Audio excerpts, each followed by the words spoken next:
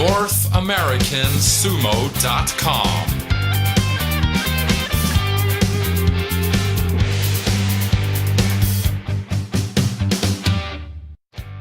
Hello everyone, this is Dr. Matt C. Howard, and thank you for tuning in to NorthAmericanSumo.com's first ever episode, interview, podcast, issue, whatever we want to call it. Let's call it an interview with Justin Kizzart. He is a North American sumo wrestler. He is an amateur sumo wrestler. He's also someone who's competed at the US Sumo Open, US Sumo Nationals, and the World Sumo Championships. So he's one of the top tier talents of North American sumo. And he's a lightweight, so it kind of gets a different perspective on the typical sumo take. So we'll just jump right into the interview. Unfortunately on this one, my primary recorder wasn't working correctly, so I had to go with the backup recorder, but I think it turned out alright. At the beginning of this interview, me and Justin talked a little bit about how he got into sumo, and that's a little bit of the stuff that got cut off because we were using the backup recorder. But he was talking about how he was into martial arts as a kid, he was into martial arts as a teenager, even as a young adult he was into martial arts. He got into, let's just say, a little bit of trouble with it. Or maybe his buddy, one of his friends, got him into a little bit of trouble with it. And then in this part of the interview where it starts at, we transition to his entryway into sumo. So once again, thank you for tuning in. I hope you enjoy it, and maybe I'll do this again. We'll see how it turns out. We'll see how much y'all like it. So thanks, and I hope you enjoy it. I might as well use my upper body, and I was boxing, and so I was boxing for 7 years. You know, I was boxing with City of Angels in Los Angeles. It was called City of Angels Boxing. And the owner was a former pro named Alex Brenes, and he's pretty awesome. He's still like a brother to me. He really got me back into combat. I don't know what it is, but I have an addiction to getting my ass beat. Nice. I don't know what that is, but. And during that time, I met my wife about 5 years ago. Okay. Well, now wife, but then interest / girlfriend, whatever. And it wasn't until we first, when I went to Japan for the first time, maybe about 4 years ago, I was hanging out with my wife's grandma. She had sumo on, and I started watching it with her, and that was kind of a bonding moment. But in watching it, I start, as Americans, you think, oh God, it's like sumo. You don't take sumo as serious, but when when you do combat sport, you start to see the art of. The rules change, but the art of it really is you start to see the art of a different sport. It's like taken by it and kind of like, oh shit, this isn't just belly bumping. Like, there's judo involved in it. There's wrestling involved in it. I started to see the real finesse and the art in it, and I got obsessed from that day. Okay. I watched it with her for, it was like an hour. Like, we watched the Jurio. Well, at the time, I didn't know what the rankings were. I just thought I was seeing a bunch of people. But, we watched all the way through, Jurio through the top level. Makunoichi, and, so I started and then, so when we got back, I started trying to find it, and luckily with our technology, I was able to find it on YouTube and shit. And I was like, you know what? Like, I told my wife, I was like, there's gotta be sumo outside of Japan. And just started Googling. And then come to find out that led me to the US Sumo Open page.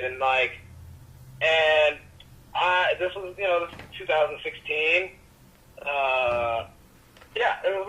It was mid 2016, and I was like, oh wow, okay. So, and then come to find out, one of the biggest training camps was right there in Torrance, like right south of Los Angeles. And so I was like, yo, babe, I think I'm gonna try this shit out. And she was like, she thought it was a joke. She was like, no, you're not gonna do that. I'm like, no, I'm dead ass serious. Like, I'm gonna go. And and I went, and I actually was I did pretty good at practice. And I was like, I'm gonna stick with this. In like, I think North Hollywood at the time, and it was Andrew, and it was still, it was Andrew Freund, who's been in the game for like 16 years, and I got really lucky because I had Andrew with all his history with US Sumo, then had Takeshi, my senpai, who he's a former university champion, and Yama-san or Yamamoto Yama, who was in the pros. He made it up to, I think, Maegashira like 9 or 13 or 9, one of those. And they took an interest in me, and they were like, oh, he's got some raw talent, and really kind of like pushed me like a real Rikishi. Like, they were really hard on me as far as like form and shit like that. So, and it was cool because outside of practice, I'm probably the only one who really just started hanging out with them like friends. We became real friends, and we drink together and hang out. After practice, we'd go to like this Hawaiian place, and hanging out at their house, and it was cool. Nice, that's awesome. So like when you first started doing the sumo training in that environment, were the other people there? Were they as competent as you were? Were they like just people doing it on the weekend? Were they hobbyists? Because that's one thing that. Yeah, sorry. Go ahead. I mean, not to like try to. I'm not saying like any kind of cockiness. Is that when I got there, it was okay. It was like I was okay. There, there was a guy named John Toigo who is he's an Italian guy. He's and that's my buddy, man. Like he's pretty cool. Like, 'cause he, as far as lightweights, he was still at the time tossing me around, and that motivated me a lot. Whenever I get beat, I'm just like I try to think about it like a machine, like okay, what did I do wrong right there? Like, okay, fix it. Little by little, I started just beating him on the regular, and it was to the point where and Takeshi was obviously tossing me around, and it got to a point, of respect where Takeshi was, me and him, like, even though, obviously he's big, he's in a different weight category, and he's got years of sumo and judo. He's actually, he actually has a background of judo before sumo. Okay, I didn't know that. Just so you know. Yeah. But, so his angles and his throws are just phenomenal. And it got to a level of respect where it got really cool. And I knew, but I didn't know exactly what I had.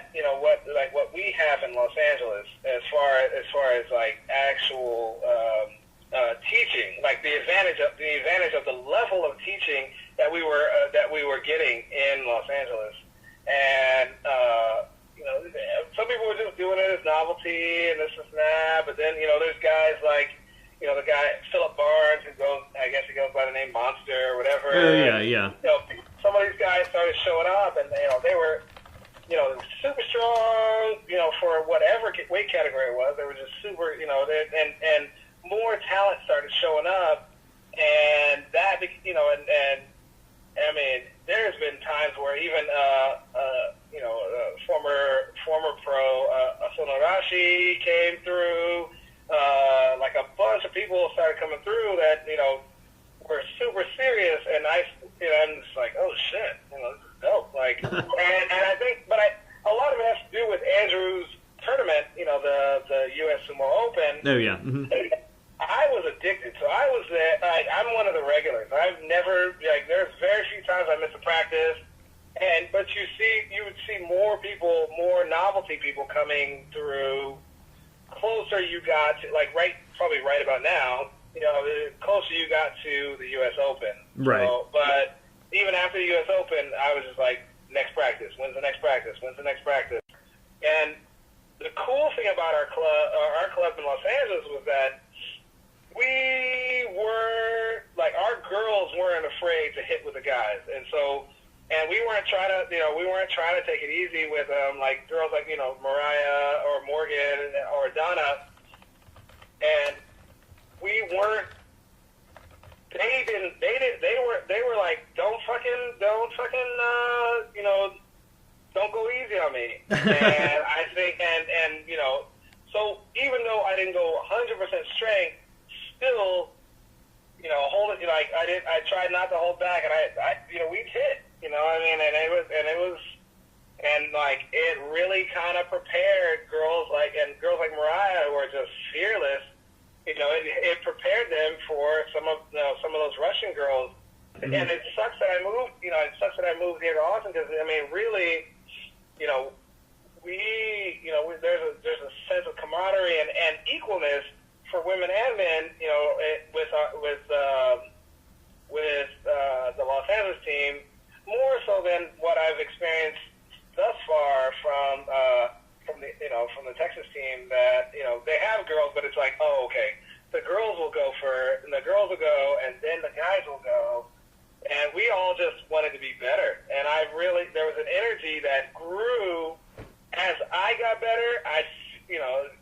And people like Monster or whatever got better. People really started kind of following suit and took it very serious. So a lot of the newer guys took it more serious when a handful of us were kind of excelling. Oh, yeah, and that makes sense, yeah. Well, do you remember, so you did all this training, or you had this background in combat sports, you did all this training. Do you remember what your very first sumo match in a competition was? Yeah. And still to this day, my very first match was the 2017 US Nationals, and it was with Mr. Cornelius. Oh, nice. Mr. Cornelius, Corny, a.k.a. Legs. Yeah. So who won the match? Put him down, and he was shocked.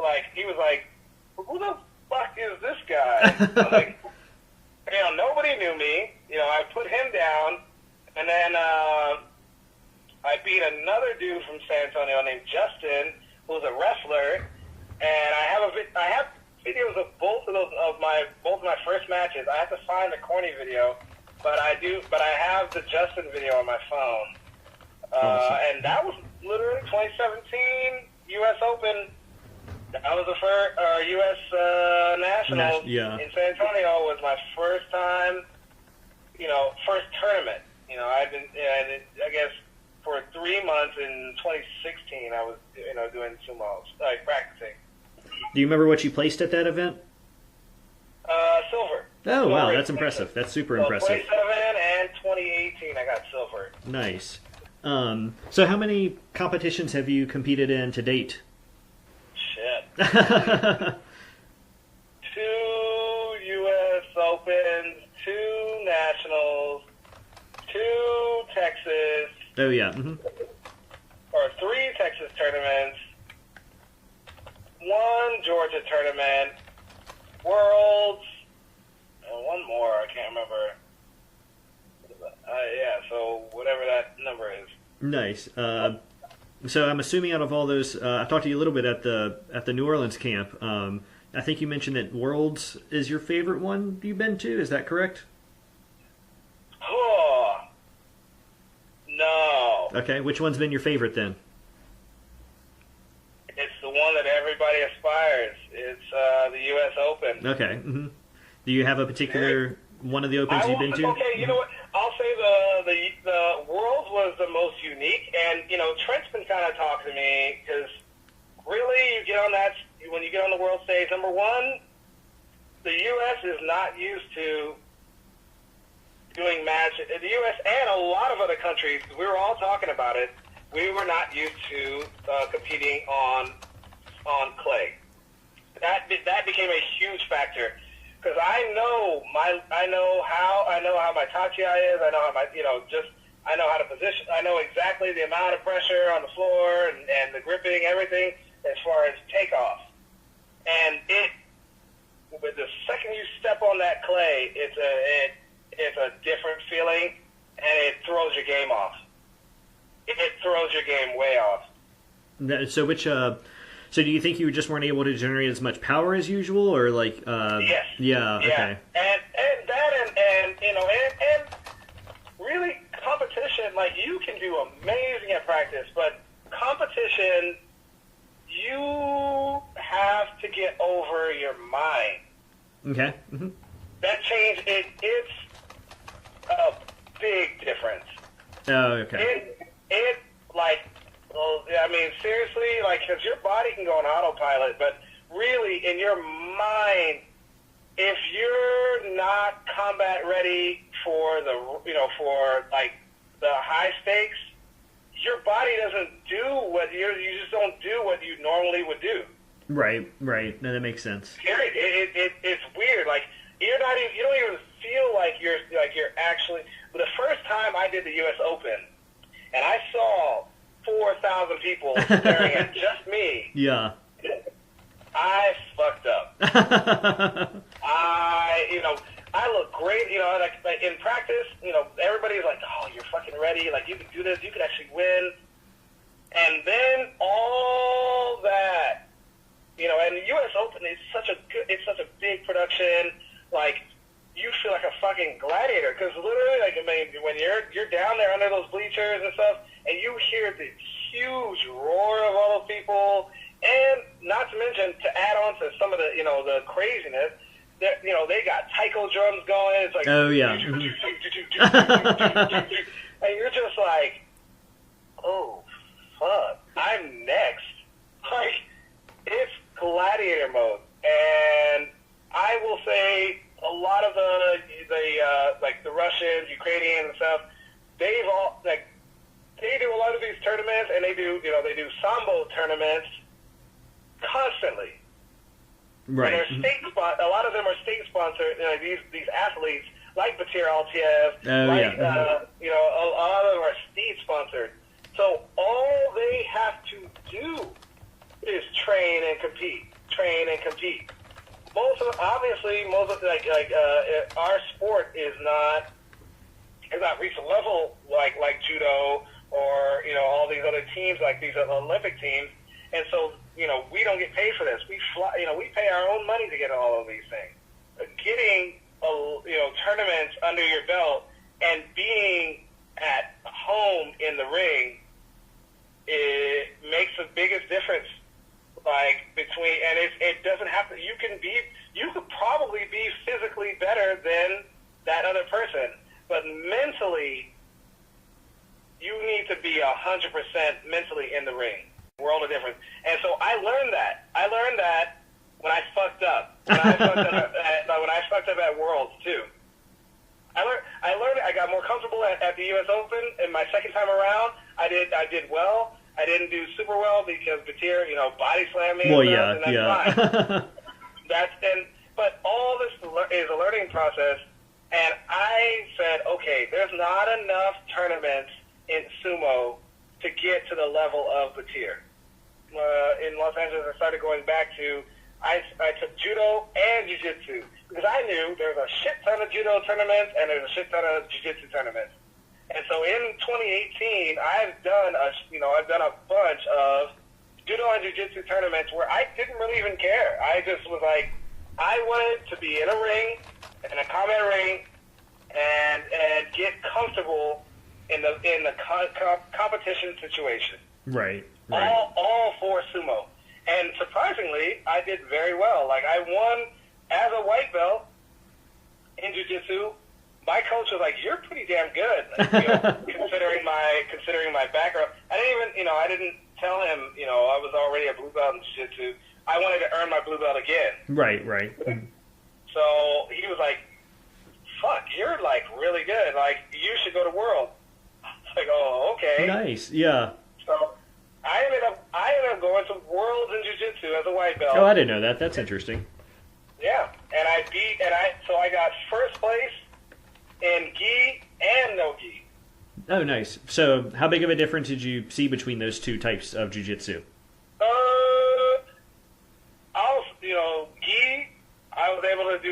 sneak attacks because none of them could give me with the sumo. None of them. They were like, yo. Even after the matches, like a lot of them were just like, dude, I couldn't get you down.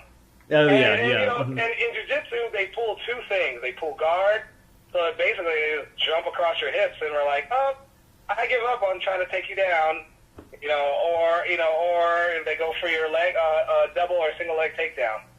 One match, guy goes to shoot for a single leg takedown, and with my sumo base, he couldn't, so I choked him out while he was like hugging my leg. And then another dude, like we're sitting here, in a stand-up position, and I just dragged him down with a baseball choke. And so I was like, none of my gi matches ever went to the floor because I knew enough collar chokes to fucking just put him out. Right. And I should have asked this before. I kind of forgot. So did you grow up in California?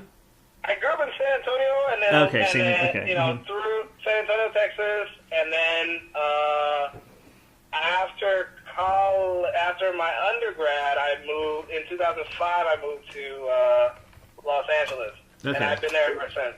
Yeah. By the way, where'd you go to undergrad at? Texas State University. Oh, nice, awesome. And then my graduate degree was at Fashion Institute of Design and Merchandise, or FIDM. In Los Angeles. It's a fashion school. Oh, nice. And once you get your, do you say you got a master's? Yeah, in product development. So I'm in the fashion industry, if you didn't know. So that's been my whole career. So what do you do in the fashion industry?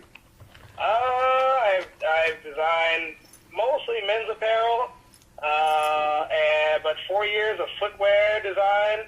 I designed anywhere from, with like American Apparel, Lucky Brand, all like a bunch of different companies. Oh, I had no idea. Yeah.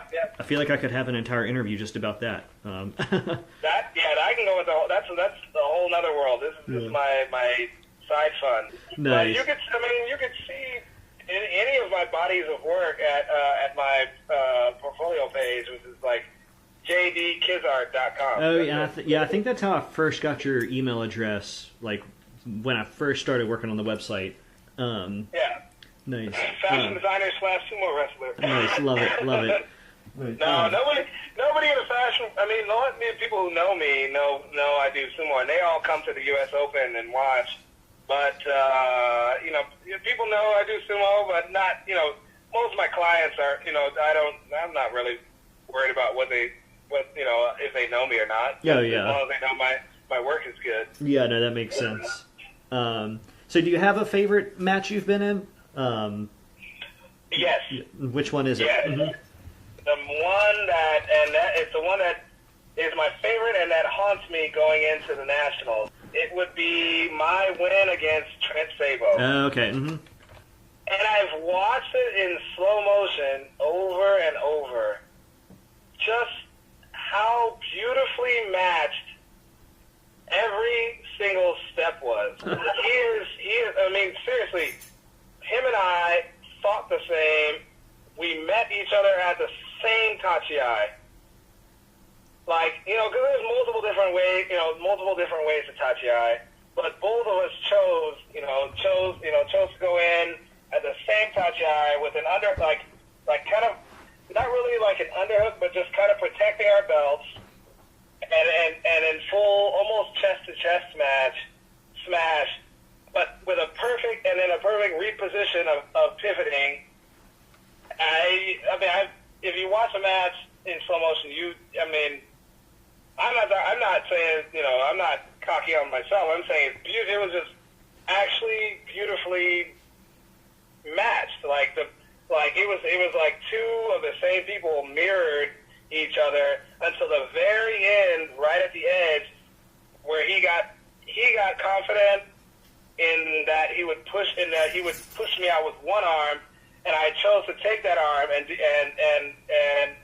kind of like in a last. If you see me, I'm like, I'm kind of like leaning on the edge, and I'm only using his weight to keep me in to kind of flip him over. And that was so. I don't know. We'll see. With that, I know Trent's got a lot of pride, and I know he's gonna want to take me down. I know I know he's gonna want. He may be older, but he's still like I know he wants to reclaim that position. But he also respects me for the win, and I'm looking. I got to change it up. I've been practicing different tachas and different and just I know which way he launches off. I've been just analyzing everything, but it's a chess game because any move that you can do, he could be thinking of a counter move, and so I've been trying to look at multiple scenarios in my head, and I guess once you get in that ring, you gotta fucking just let it all go and make the natural move of what's given to you. So, but I'll say, that one was my greatest accomplishment. I think. No. Not even beating the Polish, the Polish twin, none of that. Just, it was really beating Trent. So that was your favorite sumo moment, also? Yeah, ever. That was more exciting. I beat Andre. Beating Andre and a lot of the heavyweights in the Georgia Open, which sucks because we didn't even get to finish the open category because I was on a roll. I was beating the big boys. Oh yeah. Mm-hmm. I was beating the big boys, but that wasn't even as exciting as beating Trent. So related to that, so do you see Trent as the number one person to beat in the lightweight category at Nationals? Ever. Nice, ever. I like that. Still to this day. Yeah. Still to this day. A win over him is I am not self-conscious about any other opponent but him. Interesting. That's an interesting way to put that.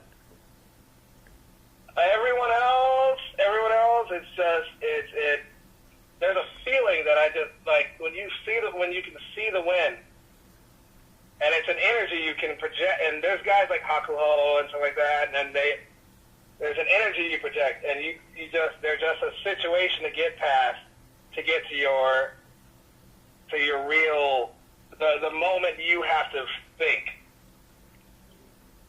and I have to and to surpass Trent, I have to get past thinking about him. So how do you get past that? A lot of it's mind games, so there's things where you can. If me and Trent trained a lot more together, I'd feel more comfortable. But right now he's there's just very few and far between times where I get to figure him out. It really is about figuring someone out. And you can start to, even though they try to change it up every now and then, most people have a very specific pattern and rhythm. That makes sense. And he's one giant question mark. Him, and then internationally it'd be Batir Altiev. Yeah, that was going to be my next question. Batir has the mentality of Hakuho. He adjusts himself to every situation on a very scary, unnatural level. So, excluding yourself, of course, do you see someone at Opens or Worlds this year beating Batir? Trent? You think so? Yeah, he's coming back with something to prove. Other than that, I've sized up. Unless you get some rogue person that and there's a lot of newbies that are coming to this thing, so you never know anybody's background, and you just take every match right at the starting block and just do your thing and hope that it works and adjust in the split second that you have. But other than that, luckily the scene is small enough to where we've all faced each other. And you start to, and if you're smart in that moment, whether you win or lose, you take it and you analyze it for when it counts. Places like when we were in Louisiana, that meant nothing to me other than research. Yeah, and that's something that, I feel like that could also be another whole interview. Is whenever people look at the website, North American Sumo, people always comment on that, where they're like, "Oh, these lightweights, they don't understand how sumo works. They don't do a good tai chi. They don't." And they half of them don't tai chi. They just take it. They either stand together or take it in. There's very and when I came in, people, I started seeing comments. They're like, "Whoa, a lightweight that actually tai chi." Yeah. Because a lot of them take it in and then they just react and go for their last minute, toss off. And for me in a competition, I size up my first guy. Okay. Mm-hmm. If I know I can launch him, I hit and touch as hard as possible so that the next guy, if not the next guy or the third, or if not the next guy, then the third guy will probably more than 60%. He's going to pull what's called a henka. Oh yeah, yeah, yep. In the 2018 Nationals, I knew that, and that's when Alexander, I knew with a larger degree of percentage that he was going to pull a henka. And right. If you watch videos with me and him, he pulls the henka off to my left. I knew to stay with him. I knew to stay with him with one hand. Don't fucking go full force. Charge with one hand. He's going to henka. This is his first real tournament. He's going to be freaked out behind it. So he pulls exactly what I wanted him to. While he goes, I keep one hand with him. I plant, I pivot, and push him into a whole nother ring. So, but there's those kind of games. You want to, if you can, because what you do, people watch you, and so if you can, and it gets in their head. And where people like Batir, he's gotten it, he gets in my head. But there's levels, and so in competition, there's those games of, can I make this person? I'm basically bluffing, almost like poker or chess or something like. Can I pull this person into a trap of, holy shit, this is what I need to look for, and then change it up? Yeah, sumo, so many more mind games than I realized when I first started becoming a fan of it. Like you said before, I thought it was just, hitting each other, going straight ahead, seeing who's stronger, but no, it's just as much mental as it is physical, it seems. No, it's in the competition, it's very mental. Yeah. And you when you let somebody into your head, you can be fucked. And you start to question what what you want. Well, I have, I think, 2 last questions for you. You've been extremely generous with your time, so thank you for that. Right on. 2 last questions is, so first one, where do you currently train at? And related to that, I guess just where do you currently train at? Currently train in San Antonio. Okay, so do you train in a sumo gym? Or are you just trying to find people to train with? What's your training routine look like for sumo? They train on Tuesdays. It's not as rigorous as with Takeshi. Okay. I'll say, with Takeshi, it was very traditional Japanese. It was, that, I don't think I'll ever get that level. And if when I win, I open up, a practice here, I want to teach the way that I was taught. And okay. It really, because I'll say I went to train with the guys in Houston and now San Antonio, and it's just, I can see why America's not top at Worlds. And I hate saying, I wish there was a better way to say that. And it's because of the training routine and training schedules and everything? It's just softer and more novelty. Okay. But, there's I'm not knocking, Tom Zabel down in San Antonio, but Tom has a huge wealth of history and knowledge. We gotta grow bigger and train harder. Okay. These guys are almost not even weekend warriors. It's just kind of like, okay, whatever. But I brought a buddy of mine named Jacob that I met in Japanese class down here, and he used to be a wrestler. Now he's coming, and he's strong. He makes rookie mistakes, of course, as usual. I want more guys like him, and to kind of groom and become like really good, so that it gets me. So then, when he can start if he can start beating me, then I can need to up my game. Because I'm used to going with guys that I was probably one of the smaller dudes in Los Angeles, and I was going up against some big boys, and losing a lot with them made me that. Then going into the lightweight felt like nothing. Oh yeah, I can see that. Yeah.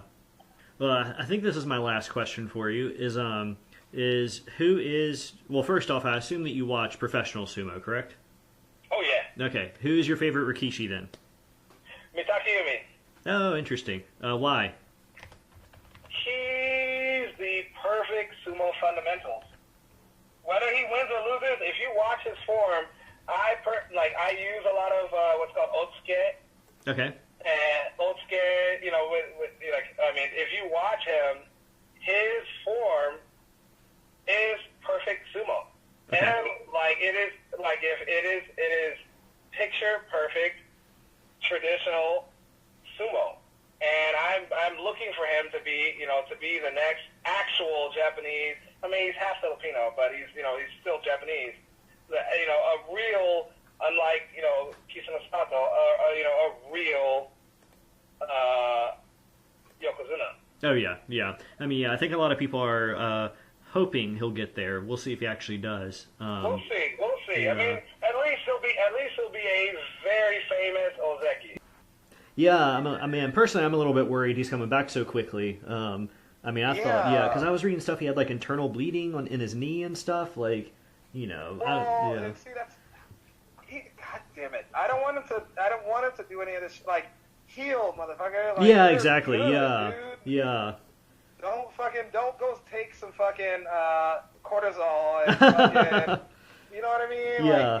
A lot of these, which would in the long run really damage you if you go right back in, because the cortisol makes you feel like a fucking $1,000,000. Oh yeah, exactly. Yeah, exactly. Yeah. But your body's like, no, I'm still torn. Exactly. So hopefully he doesn't hurt himself even more. That'd be terrible if he. I'm pissed. I'm actually pissed that he's back in. I'm like, dude, you've got such a beautiful long future in front of you. I know he was, as he was going out, he was 5-1. And he looked. His 5 matches looked beautiful. Oh yeah. But dude, don't get hype about that. Calm down. You're right. He's got a great future ahead of him. Oh yeah. I don't want him. Gosh, who was it? I don't want him turning out like a Ura. Is that how you pronounce it? Ura. Ura. Yeah. Ura is, Ura's making his way back. I think he's now in Juryo. Well, so he's no. Did you see what happened? Oh no. He tore the same tendon he tore before. He got thrown, and when he got thrown, his knee buckled. So literally, apparently the exact same injury from before. So, yep, quite a bummer. Yeah. Fuck. Yeah. That's been something that a lot. That's it. That's done for him. Oh yeah. He's done probably for good he now. Needs to go, yeah. Well, maybe not good, but at least he needs an entire year. His ass. What I watched that. I watched that slow motion. I saw that knee just. Yeah. And that shit takes time. Oh, it does. They Yeah. don't have time because they get knocked down, this and that, all that. But God, and Uda's fun to watch. Shit. Yeah, he's real fun. Yeah. I just wish he was wearing, because when he came back, he was just wearing the wrap around his knee. I wish he was wearing one of those huge metal knee. You might want a little bit more. Yeah. Young guys, they think that I'm good. No, you're not that good. Trust me, your body, body takes time to heal.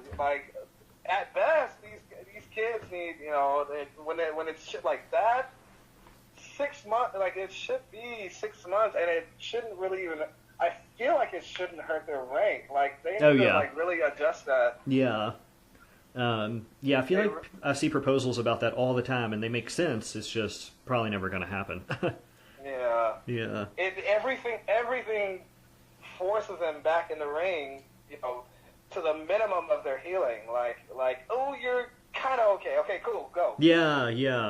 Exactly. You would get more longevity out of every athlete if you did it that way, but you know, it is what it is. Yeah, is what it is. That's a good way to put it. But I just have a real love for Mitakeumi, and like everybody got, you know, there's fun, you know, there's fun ones to watch, like Uda.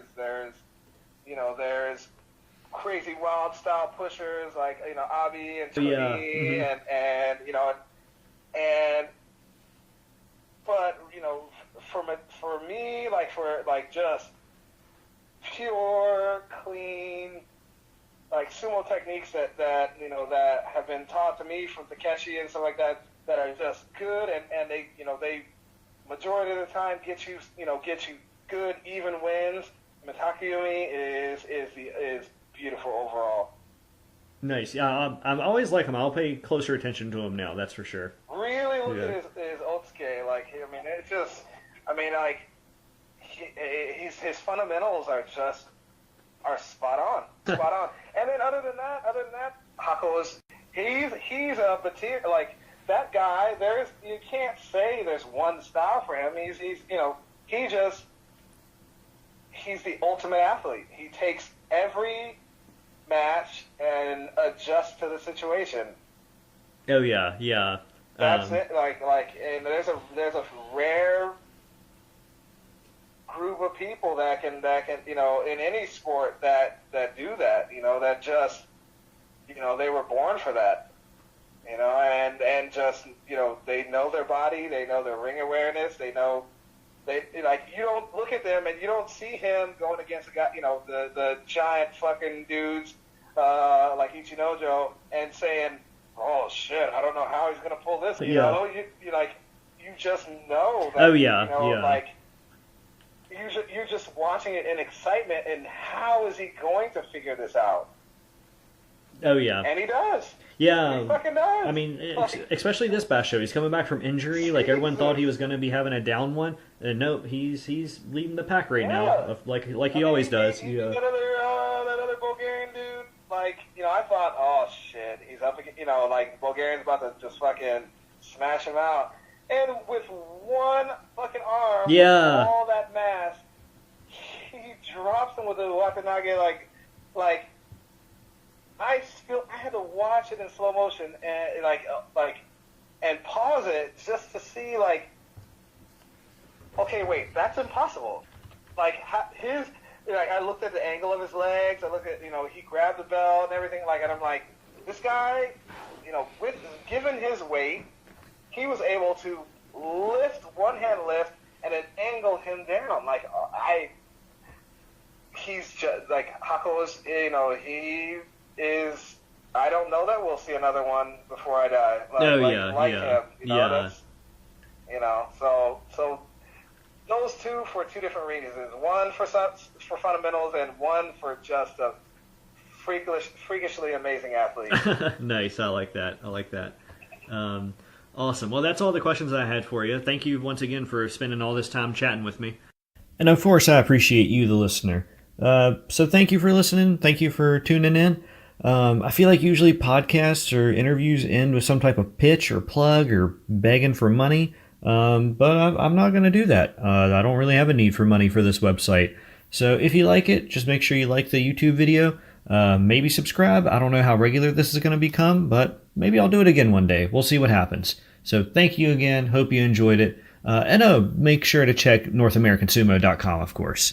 So until next time, catch you later.